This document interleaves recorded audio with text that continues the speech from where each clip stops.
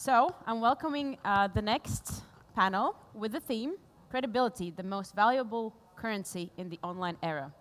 And I will welcome the three distinguished panelists.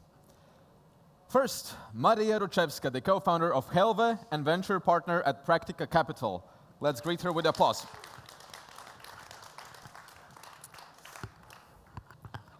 Number two, Andrius Bičeika, member of the Supervisory Council at Revolut.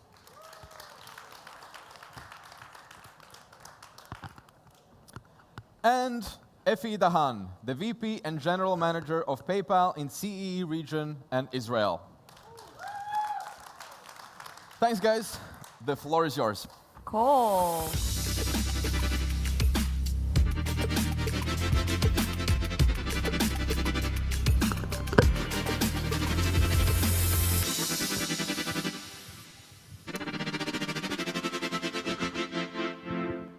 All right, so hello everyone. Super happy to be here. Efi and Andrius as well, right? How are you guys feeling? How was the morning?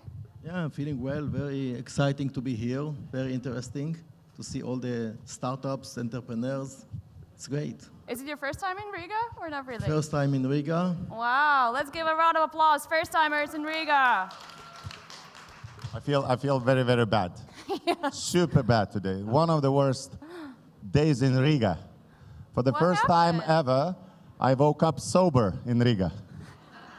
I mean, I couldn't believe myself because, yeah, I told the story that yesterday my doctor sent the results and they said, stop drinking, otherwise you will die. And yeah, very, very bad. So far, so bad. Okay, that's very critical Sorry information to hear. there.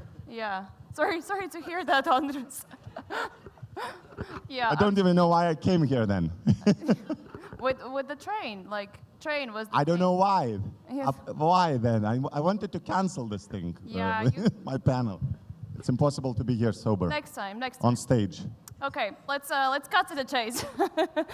All right, so we have gathered here today to actually talk about something more serious, right? And you guys, Andrius representing Revolut and Efi representing PayPal, probably have a thing or two from the advice perspective, what to give to our kind of newly founded startups in the audience.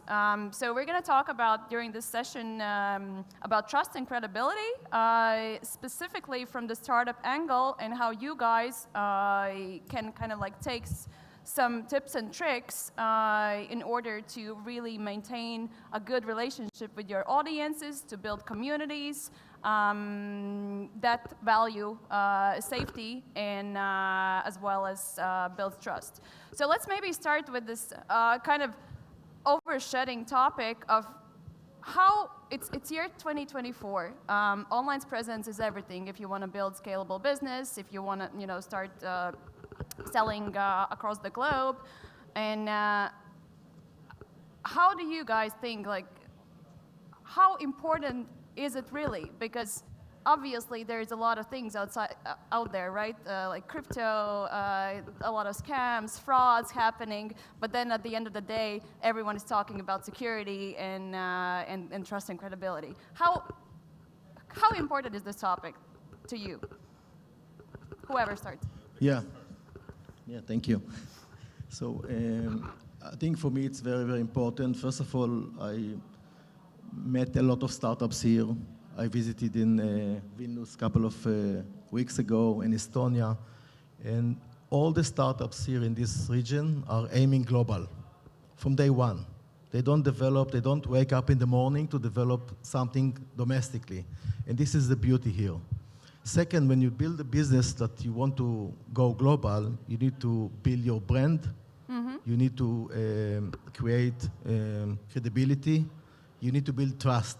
Because if I'm in the US, UK, Germany, and I want to buy a nice service or product from someone that I don't know, it's extremely important to give me the confidence.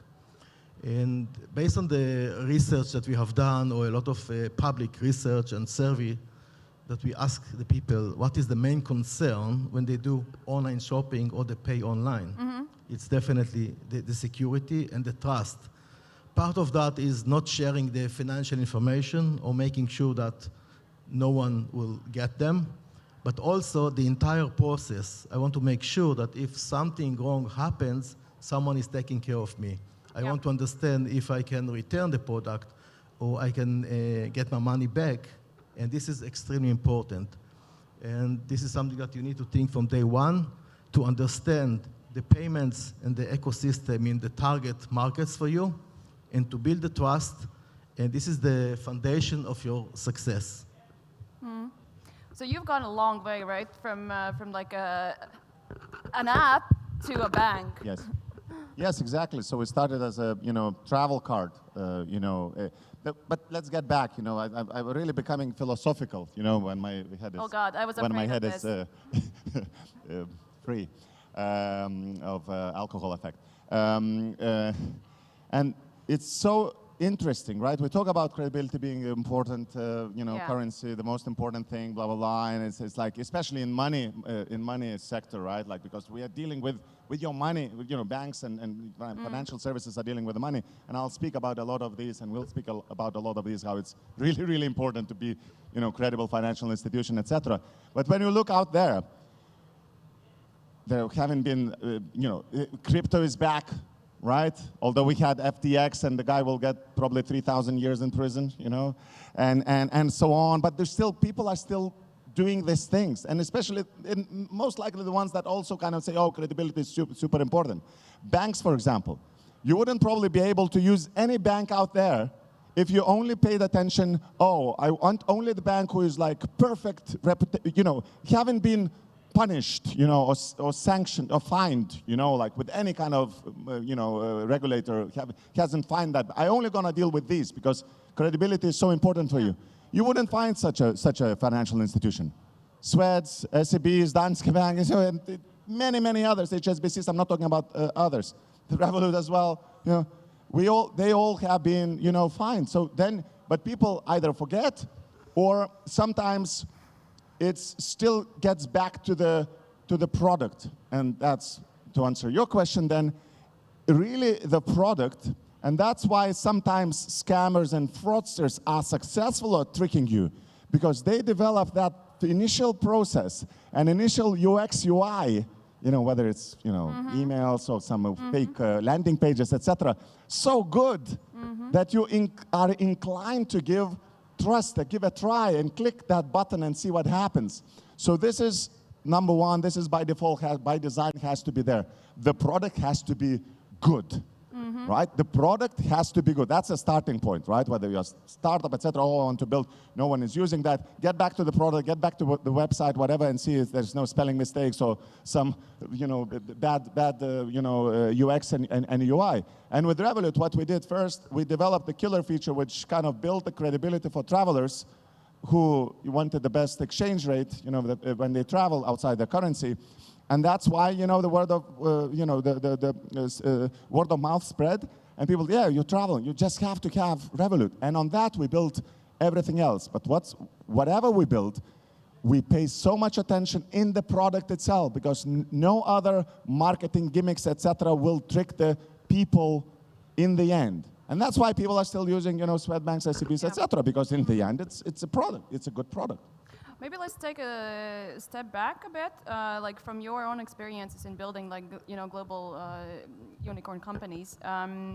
What was the kind of tipping point in your companies, like, if we just like take a step back, when you yourself started to think more about kind of, making a better product, like more trustworthy, and what were the initial steps that you took, and how big were you, like, just like from the startup perspective that are listening at the moment, like when do you even like start to think about these kind of issues? It's the first step. Look, it's the first touch. It's really, really the first touch. I cannot stress enough how important is the first touch, but then how important is the end result. So since day one. It's day one. But then, over time, as you say, credibility, etc., it was almost impossible to believe for many, many years. We are only like 8.5 years old company. But for a few years, 3, even maybe 4, it was almost impossible for many, many people, customers and then investors and media and everyone to believe that our Apple Store and Google Play rating was 4.99 or 98 out of hundreds of thousands and now millions of reviews. And it's like, oh, like, wow. And that could be also the first step that gets you in, right? In those Google, I had yesterday, for example, I went to that event, to drink. I couldn't drink, so I fast go back. And I just looked, okay, restaurants around my area. We were like in, I forgot the area. The Armenia, there's the restaurant. I don't know how they got that 4.6 on Google reviews. And they probably have 4.2, more like 4.2. So, is that, of course, that fake, some fake reviews, etc. But when you have millions of reviews, that gets you. And when you have, and most important, when you have your friend or business partner telling you, have you used Revolut? It's amazing. That just kills everything. That's the best review, best credibility, right? You can get. Yeah. Yeah, for PayPal was created more than 25 years ago. Yeah, it was a long time ago. And from day one, the people in PayPal invested a lot to build the trust and our reputation and the brand. And over the years, we had to invest a lot to protect the brand. And this is the most important asset we have. So it's a long, short investment. We need to continue to invest. Obviously, if the product is not good, no one will use it. If the product will not bring new things over time, it's not good. But you need to make sure that people trust you. Even if you are a mature company with a lot of trust, you need to be at the top. Otherwise, you can lose everything. Building a trust and reputation, it's hard. It's small pieces together, but you can destroy everything with one or two mistakes. So it's extremely important. And this is when you do global business, global transactions, it's extremely important. But can you uncover... Sorry, Marija, we still have time. I don't know what we're going to speak for 18 minutes. I'm moderating, Andrius. Yes. Sadly. I'm not sure he stopped drinking. It doesn't matter. I have a loud voice. You can turn my mic. What can you do? It's my fifth time. Ricky Gervais type of thing. It's my fifth time. Look, it's interesting. It also depends how easy it is how sticky is your service, right? How easy it is to switch. That's also good. I won't mention the name, but you wouldn't believe how many times I said I'm not going to use SEB as a bank. SEB, right? You couldn't believe. I lost the card. It's not SEB. Let's say it's SEB, but I lost the card. I said it's my last time. I'm gonna switch off and sign off, right? And I still use, from time to time, on top of Revolut, of course, and Swedbank. But you get the point. It also depends how easy it is to switch, because it's sometimes it looks they how to say it in English, fucked up this app or something. I'm not going to use it anymore. But then you kind of realize, oh my God, that actually it's fine. I'm still going to use it. And that's another thing that startups, especially you guys who are building something, have to realize. Because if it takes just one click to go to another, let's say, competitor who is equally as good as you, and then you have to obviously to try harder. Yeah. No, if he wants to. No, I think it's very clear. Your product should bring value. And again, without the value, there are a lot of other players, and you need to put the main focus, how much you bring value to your target audience. And in our space, the payment is just to enable you to get paid or to send other people money. And you just need to take a right decision who will be your partners to serve you well in the markets that you want to do business. Those partners should give you the credibility, should help you to build the trust, and should help you also to remove all the barriers, obstacles, and hassles when you are dealing in the payment space, which is very, very complex space. But I'm totally with you, Evie. It gets me so philosophical, these things, these mornings. you have all these reports now that there are so many European companies now going outside the circle of fintech for a few seconds. And so many companies participating in so many supply chains that are actually supporting the Russian economy, that are actually supporting the Chinese economy, and so on and so forth, right? So, and people are not that they're gonna do all the type of research out there and kind of, and then in the end decide, oh, I'm not gonna drive, whatever the, automobile, which kind of participate in this bad supply chains, right?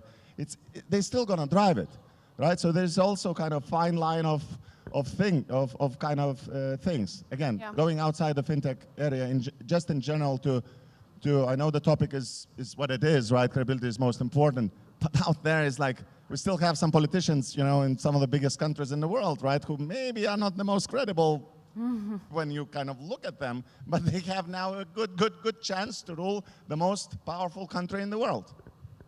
So it's such philosophical thing. Maybe on this philosophical note, we can also measure the temperature in the room in regards to crypto. Who votes for Trump? Not for Trump. Let's just maybe not do that much of politics here, but who's familiar with any type of crypto businesses? Do you guys use any of that yourselves? Yeah, some of them use. Couple of hands. Yes, I mean and we had this chat when we were prepping for this panel about we can talk about trust and credibility as long as we want, but then at the end of the day, it's so simple even for us to kind of start playing around with something super imaginary and where there's any kind of form of traceability. So and you guys have introduced also crypto on your platform. Yeah, we introduce whatever helps the clients to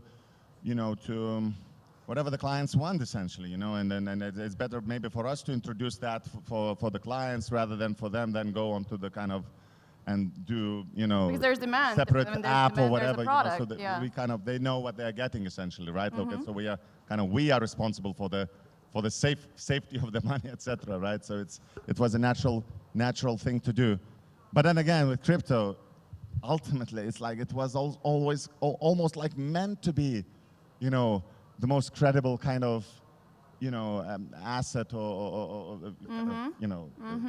token to hold and kind of, shape your own future type of thing. So I can say that the more people start not trusting the governments and the more maybe crypto will get popular. So maybe that's another thing.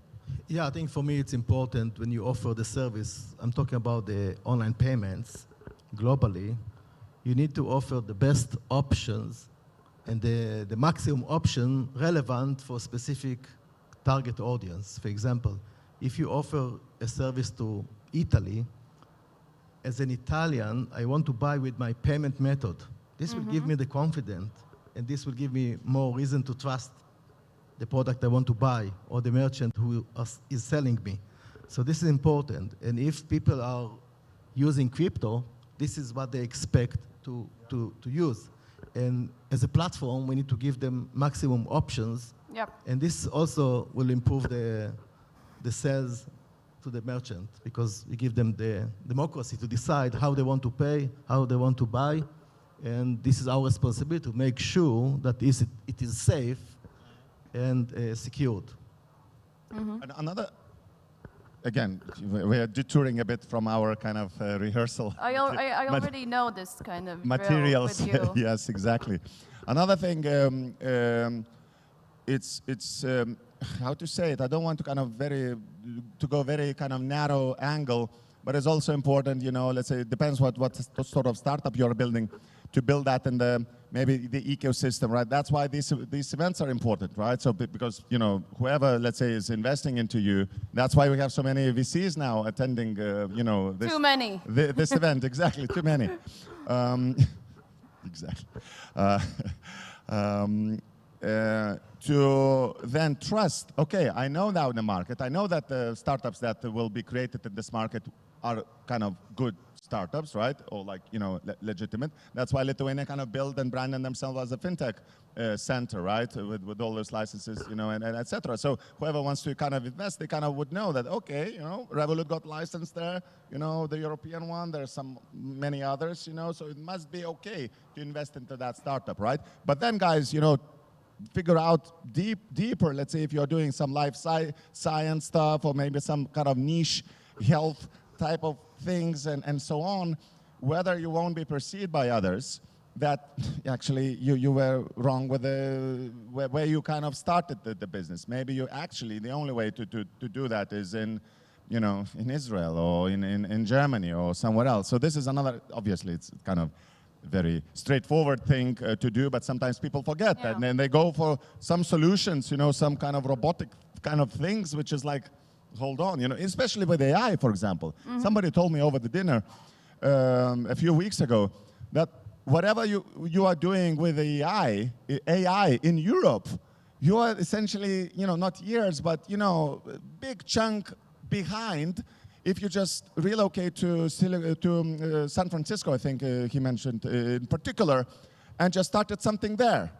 Because that's where the actually up-to-date things are happening.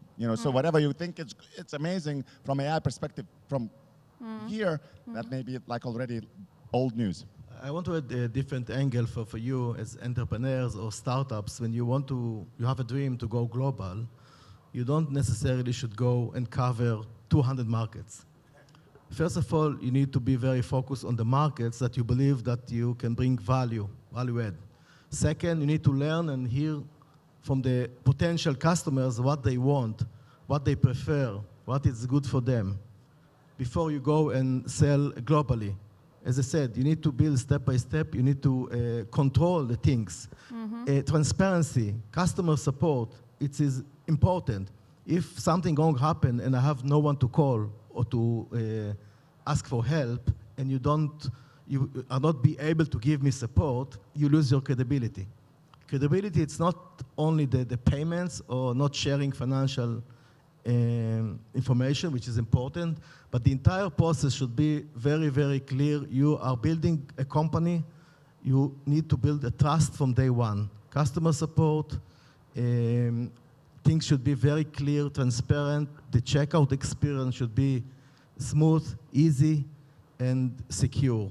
And obviously, your partner for payment should help you to build your business with all the regulatory challenges, etc. And again, to define what is the best payment method that you want to offer in the checkout to a specific target audience.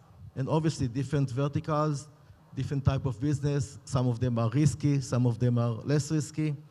Also dealing with the FX, currencies, it's a complex. And this is why it is important not to work with the domestic solution that can help you to go global. You need to rely on global companies to take your business globally.